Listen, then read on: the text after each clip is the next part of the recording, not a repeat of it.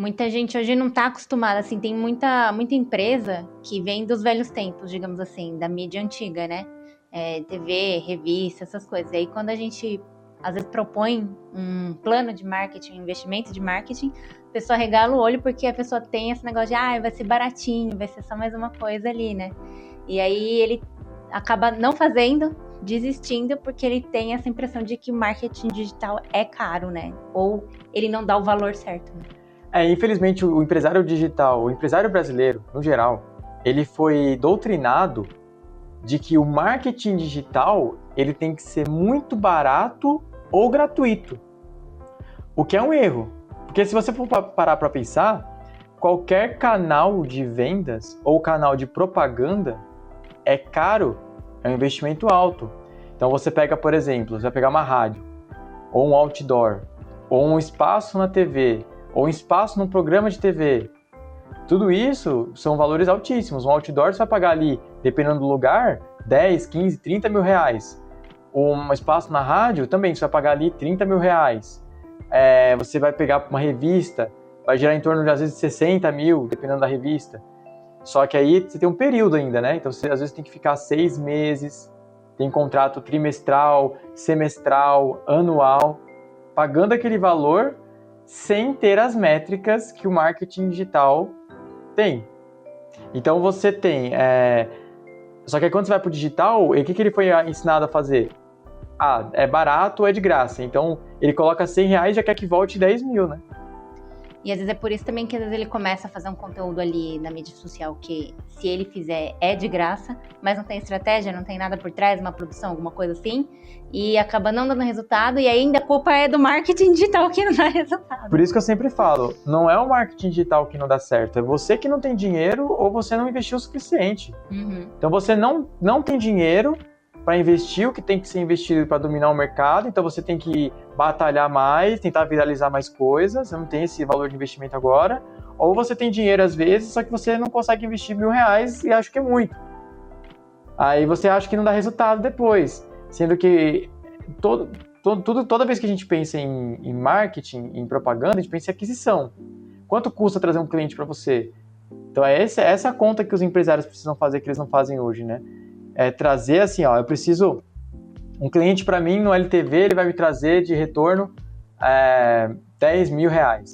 Então eu tenho até 10 mil reais para gastar para trazer esse cliente, porque esse cliente pode tornar um fã e trazer mais um. Se eles tivessem uma mentalidade assim, eles já saberiam que o investimento mínimo dele é 10 mil reais. Exatamente. E assim também, por mais que existam as mídias gratuitas, tipo mídia social, rede social, até blog mesmo, SEO, site, né, redação, essas coisas, ainda tem a produção por trás, né? Então não é só investimento em campanha que existe. Não quero investir em campanha. Mas ainda tem um investimento para você aparecer de qualquer forma, do jeito certo, né? Mas se você for para pensar, por exemplo, vou investir na rádio. Você vai ter que fazer lá um jingle, você vai ter que fazer a gravação do áudio. Se você, por exemplo, vai fazer uma propaganda na TV, você tem que pegar uma atriz, pegar alguém para poder gravar, um apresentador, alguma coisa. Um roteirista, um copywriter, igual você tem no digital. Então eu percebo que pela facilidade de entrada e por ter muita gente fazendo e ensinando errado o digital, criou-se esse pensamento, essa crença mesmo de que, não, no digital faz qualquer coisa, sendo que é o melhor canal, é o canal que a gente consegue medir o que dá certo e o que não dá. Então por que eu vou investir, por exemplo, na TV? Não falando nada contra, assim, existem estratégias que fazem muito sentido você investir na TV. Exatamente. Só que se você não investe ainda no digital, onde você tem a métrica, por que você vai investir no escuro, onde você não tem a métrica, entendeu? Que é no caso da TV, você só tem o Ibope. Uhum. Você não sabe quantas pessoas vão ver, quantas pessoas vão comprar de fato. Eu cansei de atender empresário aqui, você sabe disso, né? Que vai, não, vou investir, investiu, não voltou nada. E fora a qualificação, né, também. Não é só investir e saber as métricas, é você direcionar também certo, porque pra TV, todo mundo vai ver. Mas se você atinge todo mundo, é capaz de você não atingir ninguém. Então, por exemplo, na rede social, no investimento em campanha, no digital, você consegue investir. Direcionado. Exemplo, vamos supor que uma propaganda na TV, nem sei em que canal, nada, pode ser até o mais básico, custe 30 mil reais. Esses 30 mil reais no digital vai te trazer 10 vezes mais clientes eu acho que, eu não sei as métricas, né? Mas eu tô chutando porque, além de você conseguir direcionar melhor, você sabe para onde seu dinheiro tá indo e você, por exemplo, poxa, gastou 1/3, não tá indo para onde eu quero, pauso e recomeço. Na TV você não pode fazer isso, você pagou, No tá digital, lá. você consegue saber toda a jornada do cliente, quanto custou por cada etapa. Então, por exemplo, quantas pessoas viram o meu anúncio, eu sei o custo que eu tenho daquilo. Quantas pessoas clicaram no meu anúncio, eu sei qual o custo daquilo. Quantas pessoas viram minha página, quantas pessoas viraram lead, quantas pessoas viraram cliente. Então, eu sei o custo de cada etapa. Por saber o custo de cada etapa, eu consigo otimizar cada etapa. Então, eu sei, por exemplo, que se a pessoa viu meu anúncio, mas não clicou, onde está o problema? No meu anúncio. Como que você testa isso na TV? Se a pessoa viu seu anúncio e não comprou, por exemplo, direto, como é que você otimiza isso, né? Então é muito mais complicado. Então, por isso que não há caminho melhor e mais palpável e barato, inclusive, do que o digital, né? Apesar de eu falar que você tem que ter dinheiro para investir, você tem que ter a mentalidade de investir tanto quanto você investir em outro canal, ainda assim é o mais barato. É o mais barato. Por mais que as pessoas não achem barato, o tanto que ele custa ainda é mais barato do que as outras mídias convencionais. Exatamente. E o segundo tema? O segundo tema vamos falar de branding? Vamos. O que você traz pra gente? Qual é a dúvida que você traz? Eu, por exemplo, estou começando uma marca nova, uma coisa nova minha, e eu queria saber o que de fato é branding e como que eu posso aplicar isso na minha marca. Assim, é um conceito mais, pelo menos base pra gente, né, pra eu me direcionar aí, assim. Aqui a gente tem diversas empresas no grupo, já atendemos diversos grupos também, então a gente conseguiu tangibilizar melhor o que é o branding, porque branding, quando a gente vai falar de branding, de marca, construção de marca, fica tudo muito no superficial. As pessoas tratam de uma forma muito superficial. Então, tanto o empresário trata de forma superficial que eles acabam deixando isso para secundário. Então, eles não investem nisso no primeiro momento porque eles acham que é besteira. Só que a gente já viu na prática aqui quanto que uma marca conhecida vende mais do que uma marca desconhecida. É a mesma coisa assim, você sobe um anúncio.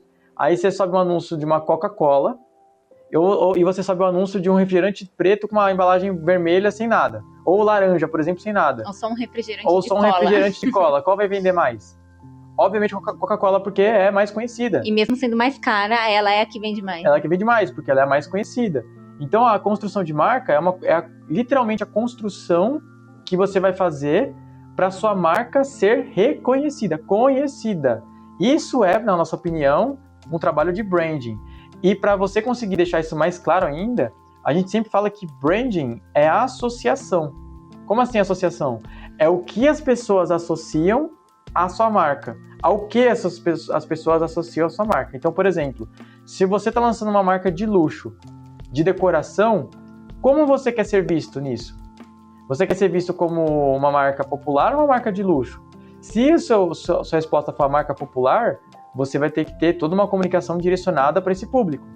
E também, não só isso, você vai ter que ter também, vai ter que pensar nos locais de venda, onde você vai vender, tudo que você vai fazer, todo o conteúdo que você vai produzir, tudo que você vai comunicar, como que isso vai fortalecer a sua marca e apresentar a sua marca mais e mais para aquele público. E isso acontece por meio de associação. Por isso que empresas contratam influenciadores específicos para conseguir mercados específicos, para expandir a força da marca naquele mercado. Eles criam uma associação. Então, por exemplo, se eu contrato a Anitta para fazer uma propaganda de uma marca de luxo, eu vou automaticamente associar a imagem da Anitta à minha marca. Então, tudo que ela fizer, se for coisas de pessoas de alto padrão, vai atrair para a pessoa certa. Se for coisas de não for de alto padrão, vai atrair para a pessoa errada. Então, é tudo isso que a gente tem que pensar na hora que for definir a estratégia de branding. Quais vão ser as minhas ações e como essas ações vão afetar direta e indiretamente a minha marca. Então, por exemplo, mesmo que eu tenha um negócio para um público mais de, por exemplo, um público BC, por exemplo, às vezes a gente quer levar o luxo para esse mercado. Não, você que tem menos poder de compra pode ter acesso. Então isso já não funciona, né? Não. Porque, querendo ou não, a cabeça das pessoas não funcionam assim, né? Não funciona. Se você quer fazer um negócio de luxo e ter mais pessoas eu vou fazer um produto de premium, só que com um preço baixo, automaticamente não é mais premium. Por mais que ele é premium. Entendi. Porque tudo é sobre percepção de valor. E não sobre valor em si. Às vezes você tem marca muito boa que não se posiciona como premium, logo ninguém vê como premium. Legal. Porque o valor também, o preço também trabalha na percepção da pessoa. E não só preço, né? Também não adianta fazer algo mais, sei lá, simples, colorido, para quem é do alto padrão que também não conecta, né? Depende. Porque, por exemplo... Depende de como você vai apresentar isso. Porque o alto padrão, ele quer ver mais valor. Então ele quer ver história, ele quer ver profundidade, ele quer ver um porquê das coisas. Ele quer justificar aquela oferta. Então, quanto mais caro o produto, mais você tem que justificar aquilo direto ou indiretamente. Pode ser por features, por benefícios a mais, mas às vezes é por coisas intangíveis, como exclusividade, como limitação, escassez e coisas do tipo. Agora, uma outra dúvida. O branding, ele funciona mais no posicionamento ou não no valor, mas no custo dele? Por exemplo, se você... Hoje todo mundo tem acesso, porque acho que por causa da internet todo mundo tem acesso a tudo. Então hoje, por exemplo, produtos que uma celebridade da Globo usa na pele, eu posso usar, ou qualquer outra pessoa pode usar. Hoje a gente tem acesso a isso. A pessoa ela pode se programar lá, mesmo que ela não tenha dinheiro, ela pode se programar e comprar, porque ela tem acesso. Então, vendo por esse lado, você acha que mesmo um produto caro, mas com posicionamento pra gente... para pessoal B, da classe B, C, ele funciona da mesma forma? Não, porque aí você vai esbarrar numa questão de poder aquisitivo mesmo. Então, cara, algumas pessoas vão comprar... É o caso do iPhone. O iPhone, ele, por mais que muita gente ache que é uma marca de luxo, eles acabaram se posicionando como popular. E o público popular quer cada vez mais o iPhone. Então, as pessoas, sei lá, às vezes não... em nível de prioridade, não coloca reboco na parede, mas tem o iPhone. Tem o iPhone. A gente vê cada vez mais pessoas cada vez mais isso, porque elas querem fazer parte daquela tribo, daquela comunidade. Só que isso é uma coisa que foi construída durante muitos anos. E é até um problema para a Apple, né? Porque aí ela começa a trazer para o público um público que não é o público dela, e o público dela, de fato, olha aquilo e fala, não quero fazer parte disso. É o que aconteceu, por exemplo, com a Lacoste aqui no Brasil. E no mundo inteiro, né? Então ele acabou sendo utilizado por um público que não era o público que eles queriam. Logo, eles até lançaram uma nova marca com um novo símbolo para poder atrair um público mais alto padrão.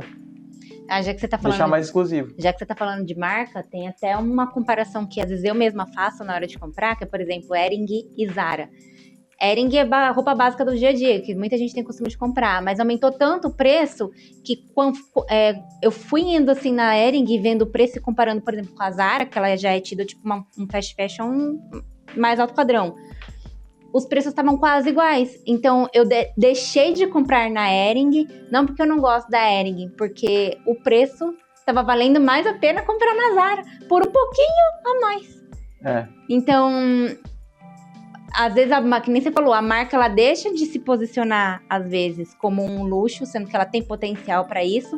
E às vezes tem marca de um padrão menor se achando marca de luxo e ficando, por exemplo... Tentando se posicionar no mercado que não é dela. Eu vejo mais Zara, mais cheia do que Hering, por exemplo, que é mais popular. Sim. Tem mais gente na Zara do que na Hering. Sim. Porque é um alto padrão acessível, digamos assim, né? Então ele é envelopado, ele não é assim, ultra qualidade, a gente sabe que não é, tipo, como você falou, é um fast fashion, né? É uma coisa de alta produção, que você encontra no mundo inteiro as mesmas peças em alta quantidade, então não existe uma escassez, uma peça exclusiva nem nada, só que ao mesmo tempo tem um preço elevado para trazer só um pouco mais de exclusividade em relação ao valor, né? Então, e aí as outras marcas, elas tentam se reposicionar para atingir esse público, até, por exemplo, se você for pegar a própria C&A, né? A C&A se transformou muito, então antes ela era toda colorida, até se você for hoje em bairros mais populares, você ainda vai ver algumas C&As continua com a mesma cor. Mas em outros shoppings e coisas mais de alto padrão, ela já reposicionou a marca, deixou aquele tom preto, já mudou tudo para se posicionar numa coisa de mais valor percebido, só que, porém, mantendo os mesmos preços ou pelo menos tentar aumentar um pouco o preço, né? Então, a questão do preço também conta muito, junto com o posicionamento. O marketing, no geral, muita gente acha que marketing é só divulgação. Mas não, o marketing é muito mais profundo que isso. O marketing é estudo de mercado mesmo. E viabilidade de mercado, envolve até comercial, né? Muita gente fala assim, o que é melhor investir? Marketing ou comercial? Não, você está falando da mesma coisa. Porque ambos são marketing. Marketing é marketar, ou seja, colocar no mercado o seu produto. Legal. Aí eu tinha também uma dúvida sobre SEO, que é busca no Google, se achar no Google. Hoje tem muitas plataformas que a gente aplica SEO, né? Que a gente aplica essa busca aí, YouTube. E aí eu queria saber também, por exemplo, esse ano vai ter taxação a mais em valores investidos em campanhas, né? Já começou, inclusive. Então o orgânico, principalmente o SEO, que é a longo prazo, vai dar muito certo esse ano, né? Tipo, para as empresas colocarem nas plataformas, aplicarem para elas mesmas, né? Tipo... Eu vejo que assim, igual o branding, que as pessoas acham que é longo prazo, mas eu vou dar um exemplo prático aqui do branding. Quando você investe em branding, o seu custo de anúncio reduz automaticamente. Então, se você investiu em branding, o custo de anúncio reduz, porque as pessoas vão conhecer mais sua marca, elas vão comprar mais fácil. É verdade, você não vê tanto anúncio de marca de luxo quanto de marca popular. Né? Então você consegue reduzir seu custo de anúncio. O SEO é a mesma coisa. Então, logo, voltando pro brand, você não deve investir nele no final, você deve investir no começo para você reduzir seu custo de anúncio, certo? A lógica é essa. O SEO é a mesma coisa. O SEO, a gente já fala há muitos anos que ele é um ótimo artifício para reduzir o custo de anúncio, porque você vai ter geração de tráfego orgânico, logo você não precisa investir tanto em tráfego pago para fazer a mesma quantidade de vendas. Só que ele também te ajuda a não perder venda. Então, por exemplo, se alguém viu um anúncio seu no Instagram, procurou no Google e encontrou seu concorrente, acabou, você perdeu. Então, é muito importante você fazer SEO para proteger sua marca e trazer essas vendas de quem vai comprar depois, que não comprou de imediato, que 90% das compras são feitas assim. Né? Então, o SEO ele é muito importante para reduzir esse custo e vamos dizer assim que o Meta pare de funcionar. Qual que é a sua saída? Para muito empresário não tem saída. Eu conheço diversos empresários que se o Meta acabar hoje, a empresa dele fecha. Porque é o único canal de aquisição que ele tem. Então o SEO é um canal de aquisição próprio. Porque o SEO não é uma estratégia de Google, que muita gente acha. O SEO é uma estratégia de busca orgânica. E essa busca orgânica, ela pode acontecer em qualquer canal. Ela pode acontecer no Google, ela pode acontecer no TikTok, ela pode acontecer no Instagram, no YouTube. Hoje em dia na IA também. Na IA, que é uma das nossas novas estratégias, né? De posicionar o cliente na IA. Então, tudo isso conta. Eu não tinha parado para pensar nisso, mas, por exemplo, muitos empresários, até, por exemplo, que estão começando pequenos, não dão muito valor para o SEO. Eles dão mais valor para tráfego, que é mais... tráfego rápido ali, né, porque você paga, e mídia social. Mas o empresário que ele não faz SEO, ele praticamente está dando o cliente dele para outra empresa. De graça para outra empresa. Nossa, exatamente. Eu não tinha parado para pensar nisso. Porque muita gente que está pesquisando é mais qualificado ainda, porque se a pessoa pesquisa, ela já quer comprar. É o fundo do funil. Então, se a pessoa não faz SEO, ela está dando de graça o lead dela para outra empresa. Se você não faz SEO, você está dando de graça cliente para o seu concorrente. Nossa, isso aí explodiu a cabeça. Eu não tinha parado pra pensar nisso. Fechou? Fechou. Valeu, gente. Se vê no próximo vídeo.